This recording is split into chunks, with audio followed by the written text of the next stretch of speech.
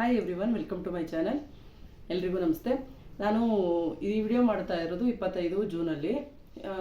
ಯಾಕೆ date mention ಮಾಡಿರ್ತಾ ಇದ್ದೀನಿ ಅಂತಂದರೆ, ಇವತ್ತು ಅದೇನು ಅಂತ ಗೊತ್ತಿಲ್ಲ, ಇವತ್ತು ದಿನ ತುಂಬಾ ಚೆನ್ನಾಗಿದೆ ಅಂತ ಅನಿಸುತ್ತೆ. ನಿನ್ನೆಯಿಂದನೂ ಒಂದಲ್ಲ ಒಂದು ಫಂಕ್ಷನ್ಗಳು ಕಂಟಿನ್ಯೂಸ್ ಇದೆ. ಹಾಗಾಗಿ ನಿನ್ನೆ ನಮ್ಮನೆಯವ್ರ ಫ್ರೆಂಡ್ ಅವ್ರದ್ದೊಂದು ಅವ್ರ ಮಗಳದು ಫ್ರೆಂಡವ್ರು ಅಂದರೆ ಅವರ ಕ್ಲಾಸ್ಮೇಟ್ ಅವ್ರ ಮಗಳದು ಒಂದು ರಿಸೆಪ್ಷನ್ ಇತ್ತು. ಇವತ್ತು ಬೆಳಗ್ಗೆ ದಾರೆ ಇತ್ತು. ನೈಟೇ ರಿಸೆಪ್ಷನ್ಗೆ ಹೋಗಿ ಬಂದಿದ್ವಿ, ಬೆಳಗ್ಗೆ ದಾರೆಗೆ ಹೋಗೋಕ್ಕಾಗಿರಲಿಲ್ಲ. ಬೆಳಗ್ಗೆ ನನ್ನ ಫ್ರೆಂಡ್ ಅವರೊಬ್ರದ್ದು ಮೆಡಿಕಲ್ ಶಾಪ್ ಓಪನಿಂಗ್ ಇತ್ತು, ಅಲ್ಲೋಗಿ ಬಂದಿದ್ದಾಯಿತು. ಇವತ್ತು ಡೇಟ್ ತುಂಬಾ ಚೆನ್ನಾಗಿದೆ ಅಂತ ಅನಿಸುತ್ತೆ. ತುಂಬ ಫಂಕ್ಷನ್ಗಳಿತ್ತು ಇವತ್ತಂತೂ. ಈಗ ನನ್ನ ಫ್ರೆಂಡ್ ಅವ್ರ ತಮ್ಮಂದೊಂದು ರಿಸೆಪ್ಷನ್ ಇತ್ತು. ಈಗ ಅಲ್ಲಿಗೆ ಹೋಗ್ಬಿಟ್ಟು ಬಂದು ನೈಟ್ ಈಗಾಗಲೇ 10:30 10:45 ಟೈಮು, ಈ ಟೈಮಲ್ಲಿ ನಾನು ವಿಡಿಯೋ ಮಾಡ್ತಾ ಇರೋದು. ಹಾಗಾಗಿ ನಾನು ಡೇಟು ಟೈಮಿಂಗ್ಸು ಮೆನ್ಷನ್ ಮಾಡಿರೋದು. ಈ ಡೇಟ್ ತುಂಬಾ ಚೆನ್ನಾಗಿದೆ ಅಂತ ಅನಿಸುತ್ತೆ. ಇವತ್ತು ತುಂಬಾ ನನಗೆ ಗೊತ್ತಿರೋ ಪ್ರಕಾರ 3-4 ಫಂಕ್ಷನು ಇತ್ತು, ಹಾಗಾಗಿ ಹೇಳಿದೆ ಅಷ್ಟೇ. ಹಾಗೆ ಇವತ್ತು ಒಂದು ಅಮೆಝಾನಿಂದ ಒಂದು ಪಾರ್ಸೆಲ್ ಬಂದಿತ್ತು, ಅದನ್ನು ತೋರಿಸ್ಬೇಕಾಗಿತ್ತು. ಅದಕ್ಕೆ ಅಂತ ವಿಡಿಯೋ ನಾನು ಮಾಡ್ತಾ ಇರೋದು. ಇದು ಬಂದಿದ್ದಾರೆ 2 ದಿನ ಆಯಿತು ಬಂದು. ಇದು ನಾನು ಅಮೆಝಾನಲ್ಲಿ ಬುಕ್ ಮಾಡಿದ್ದು, ತೋರಿಸ್ತೀನಿ. ಅದರಿಂದ ವಿಡಿಯೋ ಮಾಡ್ಕೊಳ್ಳಿ.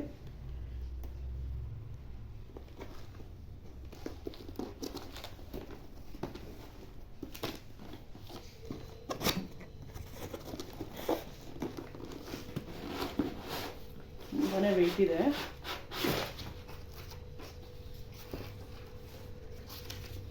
ನೋಡಿ, ಕಾಸ್ಟ್ ಐರನಿಂಗ್ ದೋಸೆ ತವ, ಆಮೇಲೆ ಪ್ಯಾನು, ಈ ಐಟಮ್ಗಳದ್ದು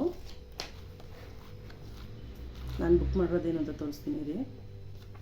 ನೋಡಿ, ಈ ಥರ ರೌಂಡ್ ಶೇಪಲ್ಲಿರೋ ಕಾಸ್ಟ್ ಐರನಿಂಗ್ ತವ ಇದೆ, ಸ್ಕ್ವೇರ್ ಶೇಪಲ್ಲಿದೆ. ಇದು ಗ್ರಿಲ್ಲಿಂದಿದೆ. ಇದು ಪ್ಯಾನ್ ಇದೆ.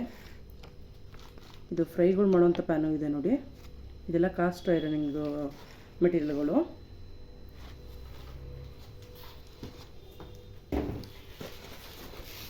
ನಮ್ಮನೇಲಿ ದೋಸೆ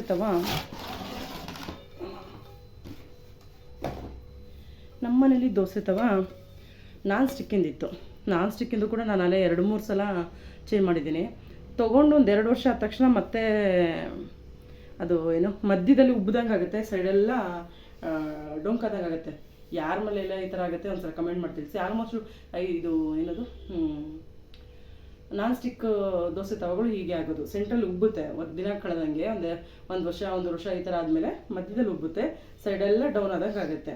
ಅದನ್ನು ತೆಗ್ದಾಕೋದು, ಇನ್ನೊಂದು ಹೊಸದು ನಾನ್ ಸ್ಟಿಕ್ ದೋಸೆ ತವನೇ ತೊಗೊಳ್ಳೋದು.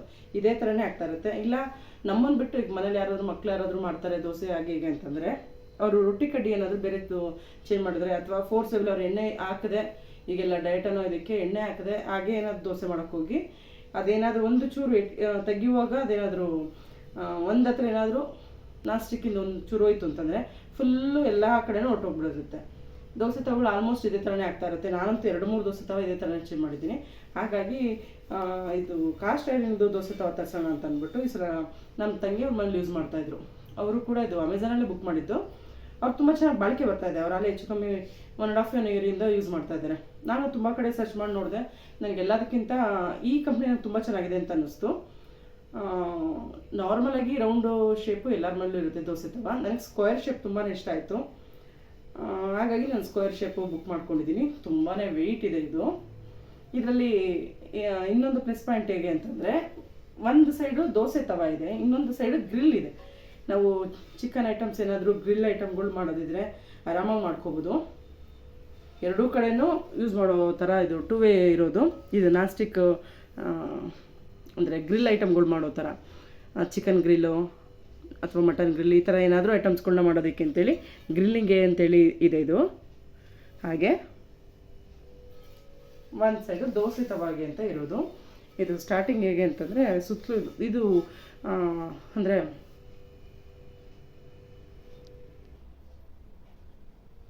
ಈ ಕ್ಯಾಸ್ಟ್ ಐರನಿಂಗ್ ತವಗಳು ಹೇಗೆ ಅಂತಂದರೆ, ತಂದ ತಕ್ಷಣ ಇದನ್ನು ಬಳಸೋದಕ್ಕಾಗಲ್ಲ. ಇದನ್ನು ಸ್ವಲ್ಪ ಸೀಸನಿಂಗ್ ಮಾಡಬೇಕು.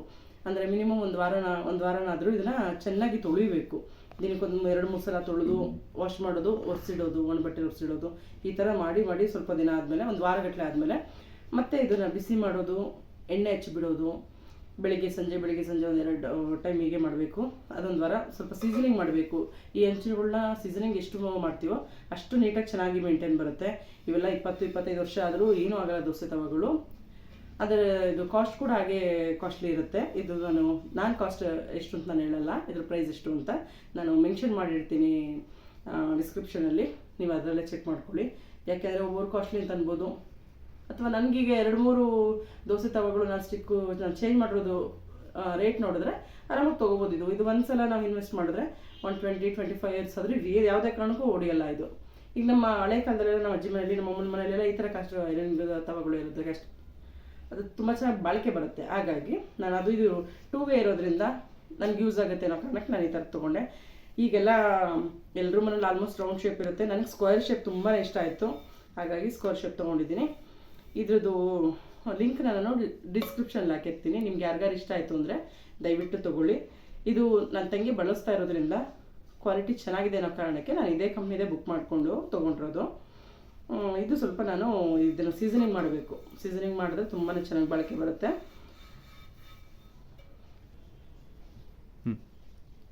ನಾನು ಇದು ಕ್ಯಾಸ್ಟರಿಂಗ್ದು ಐಟಮ್ಸು ನಾನು ಇದೇ ಫಸ್ಟ್ ಟೈಮ್ ತರಿಸಿರೋದು. ಇದು ಬಾಳಿಕೆ ಹೇಗೆ ಬರುತ್ತೆ ಇದನ್ನೆಲ್ಲ ನೋಡಿಕೊಂಡು ನೆಕ್ಸ್ಟು ಪ್ಯಾನ್ಗಳೆಲ್ಲ ತರಿಸೋಣ ಅಂತ ನಾನು ಅಂದ್ಕೊಂಡಿದ್ದೀನಿ. ಯಾಕೆಂದರೆ ಒಂದ್ಸಲ ಇನ್ವೆಸ್ಟ್ ಮಾಡಿದ್ರೆ ಅದ್ರ ಬಾಳಿಕೆ ತುಂಬ ಚೆನ್ನಾಗಿ ಬರುತ್ತೆ, ಹೆಲ್ತಿ ಕೂಡ ಅಂತ ನಾನು ಅಂದ್ಕೊಂಡಿರೋದು ಇದನ್ನು. ಹಾಗಾಗಿ ಈ ಐಟಮ್ಗಳು ತರಿಸೋದಕ್ಕೆ ಅಂತ ಪ್ಲ್ಯಾನ್ ಮಾಡ್ಕೊಂಡಿದ್ದೀನಿ. ನನಗಂತೂ ಈ ಮೆಟೀರಿಯಲ್ ನನಗೆ ತುಂಬಾ ಇಷ್ಟ ಆಗಿದೆ, ಈ ಐಟಮು. ಯಾಕೆ ನನ್ನ ತಂಗಿ ಯೂಸ್ ಮಾಡ್ತಿರೋದ್ರಿಂದ ಅವರು ಬಾಳಿಕೆ ಹೇಗೆ ಬಂದಿದೆ ಅನ್ನೋ ಕಾರಣಕ್ಕೆ ನನಗೆ ಚೆನ್ನಾಗಿ ಗೊತ್ತಿರೋದ್ರಿಂದ ನಾನು ಇಷ್ಟು ಇದಾಗಿ ಹೇಳ್ತಾ ಇರೋದು. ಇದು ತುಂಬಾ ಚೆನ್ನಾಗಿದೆ. ಯಾರಿಗಾದ್ರೂ ಇಷ್ಟ ಆಯಿತು ಅಂತಂದರೆ ಪ್ಲೀಸ್ ಲಿಂಕ್ನ ನೋಡಿಕೊಂಡು ತೊಗೊಳ್ಳಿ. ಹಾಗೆ ನಿಮ್ಗೆ ಯಾರಿಗಾದ್ರೂ ನಿಮ್ಮ ಫ್ರೆಂಡ್ಸ್ಗೂ ಫ್ಯಾಮಿಲಿಯವ್ರಿಗೂ ಯಾರಿಗಾದ್ರೂ ಶೇರ್ ಮಾಡಬೇಕು ಈ ಲಿಂಕ್ನ ಅಂದರೆ ದಯವಿಟ್ಟು ಈ ವಿಡಿಯೋನ ಶೇರ್ ಮಾಡಿ. ಈ ವಿಡಿಯೋ ಯಾರಿಗಾದ್ರೂ ಇಷ್ಟ ಆದರೆ ಪ್ಲೀಸ್ ಒಂದು ಲೈಕ್ ಕೊಟ್ಟು ಸಬ್ಸ್ಕ್ರೈಬ್ ಮಾಡ್ಕೊಂಡು ನೋಡಿ. ಯಾರೆಲ್ಲ ಸಬ್ಸ್ಕ್ರೈಬ್ ಮಾಡದೆ ನೋಡ್ತಾ ಇದ್ದೀರಾ ಪ್ಲೀಸ್ ಸಬ್ಸ್ಕ್ರೈಬ್ ಮಾಡ್ಕೊಂಡು ನೋಡಿ. Thank you for watching.